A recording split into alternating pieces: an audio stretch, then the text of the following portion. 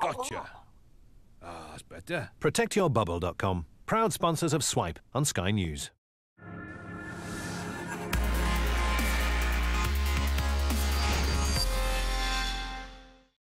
You're watching Swipe. On the show this week, 3D revolution, the secret to making movie stars look even more impressive. DIY H2O style, find out how this furniture assembles itself. And keeping order, we're rewriting history in our games review. Hello and welcome to Swipe. This week we're at the prestigious Shepperton Studios. Some of the best known films have scenes that were shot here, from Harry Potter to Guardians of the Galaxy and Dr. Strangelove. But we're not here to talk about cinematography. This week we're going a bit deeper. We're looking at the props and the costumes and the technology making those even more impressive. Take a good look at Christian Bale's helmet and armour as he played Moses in Exodus Gods and Kings. We should concentrate on strength in the centre. Props like these are said to be getting more intricate and impressive because of an unlikely new character in Hollywood. The 3D printer. Yep, this is where some of the items you spot in blockbuster movies begin life. They've got names.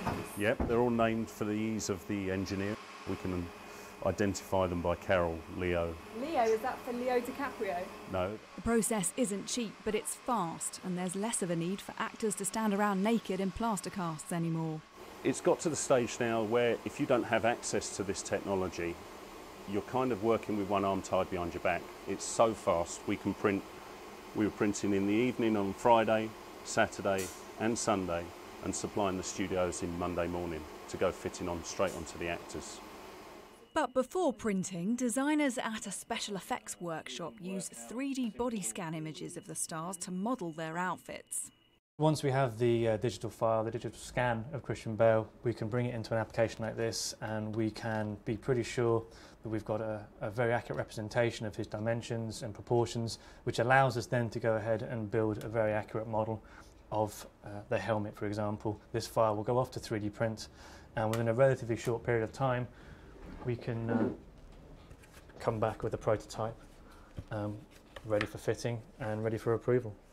The process isn't just being used for prototyping. Some costumes come straight off the 3D printer, ready to wear.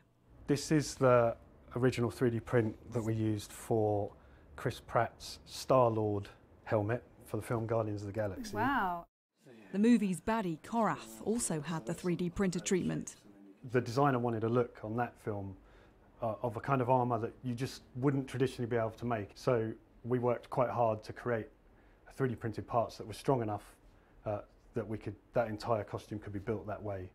Those with a close eye on Hollywood say we'll see even more 3D printing as the technology improves further and gets less expensive.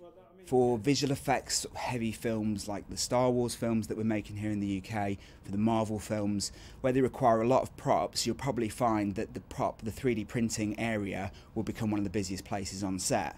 I don't think it's too far-fetched to think that in the future Star Wars films, the stormtroopers will be wearing 3D printed costumes.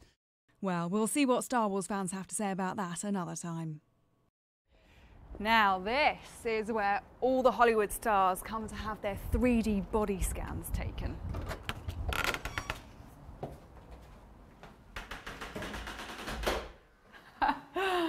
Looks like one of the A-listers is already here. Now, in this room, Jack Rothwell operates the 3D scanner. Hello. Hi, Gemma. You must get to meet all the stars. I've met a few, yes. A few big names? We've had James Bond on the stage before. Oh, wow. Well, look, we haven't brought any celebrities with us today, but I wondered if I could pretend to be a Hollywood actress so that you can show me how the scanner works. Yeah, certainly. I'm going to have to take Beryl off the stage, though. This is Beryl? Indeed. We use her to focus the cameras before the actress turns up, so now it's your turn. Okay. I don't know if I'm going to be able to stand as still as Beryl, but I'll try. How many cameras do you have here? There's about 100 on this rig. They all fire at the same time, but we actually scan in the dark, which means we capture very accurate images across all the cameras. So, yeah, I'm going to have to switch the lights off. Do I have to stand in a particular pose? If you just stand in the middle with like an A pose with your hands out. An A pose. Here we go. So it's going to be one big flash, and I'll count you in. So 3, 2, 1. There we go. It's all done. So that's how long you spend with the A-listers? It is, yeah. That isn't even enough time to get much juicy gossip, is No, it? I know. I don't get anything. Are there fears among traditional prop makers about potentially losing their jobs because of digitisation and 3D printing? I think there are fears. I think especially with people who haven't grown up with computers, who are traditional model makers, prop makers, it's a struggle to incorporate this into their sort of workflow. But the new generation coming through seems to be much more savvy with traditional modelling skills and digital skills, and I think it's a really good combination to have, and you'll be a real success if you hold on to those two things. What happens is we put these all together in a piece of software called Agisoft, and that combines them into a 3D model, which you can see something like here. Here we captured a dynamic scan of a football player. Well, I might not look as agile as the footballer, but it's good enough to help design my 3D printed movie costume, if I ever needed one. You're watching Swipe, still to come, time to evolve. It's monster versus man in our games review. That is 3D scanner operator Jack. Anyway, here's a roundup of some of this week's other tech news. Scientists have developed a chair that assembles itself underwater using magnets that pull the pieces together in the right order. The chair's only 15 centimetres high and the process took around 7 hours. The team at Massachusetts Institute of Technology are demonstrating the idea can work. But there are real-world uses for the concept, including underwater repairs.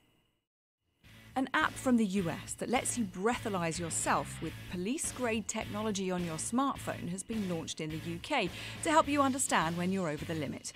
Alcahoot works with a mouthpiece and also has a taxi app section should you end up needing it. A Dutch company is working with the Royal Netherlands Air Force to give a whole new meaning to the phrase flying circus. Aerial robots equipped with lasers and projectors will perform at the Amsterdam Arena later this year. Billed as the world's first drone circus, it'll apparently offer battles, races, illusions and magic. Now, this isn't the only alien in this week's show. There's a whole lot more in our games review. Here's Holly Nielsen.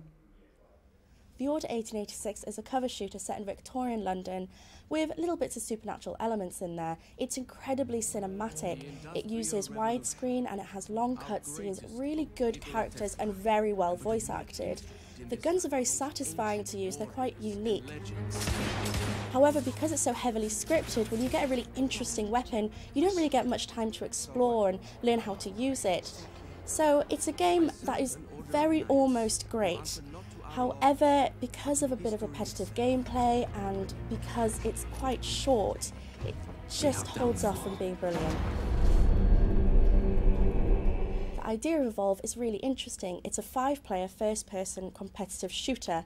You can either play as the humans, there's 4 of them, and there are 4 different hunter classes, or you can play as the monster, the big enemy that they're hunting down. This is a really interesting idea that kind of pits you as the boss in an enemy fight. However, it is a brilliant game when you're playing with 5 friends, you all have a mic, you can all communicate, but it is a bit confusing when you don't know people, or if you can't communicate with a mic, it's very difficult to organise a fight.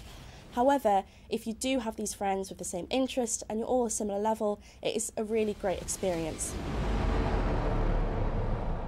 The original Gratuitous Space Battles was pretty remarkable. It was made by one guy and sold over 100,000 copies. Now, Gratuitous Space Battles 2 is in beta at the moment and I'll be playing around with it. It's still a little bit rough, but it looks like it's shaping up to be a really interesting game. It is a space management strategy game. So you build your own ships, you fill them with weapons, you place on a map, and then you press fight and just watch the battle unfold. It's very detailed, there's lots of stats, things to work out, so it's a little difficult to figure out at first. However, once you get it all going, it's really interesting and really addictive, so I think there's definitely one to keep an eye on. Well, that's it for this week, but don't forget you can stay up to date with all the latest tech stories on Sky News for iPad, our smartphone apps, skynews.com and our YouTube channel. I'll see you again next time. Bye-bye.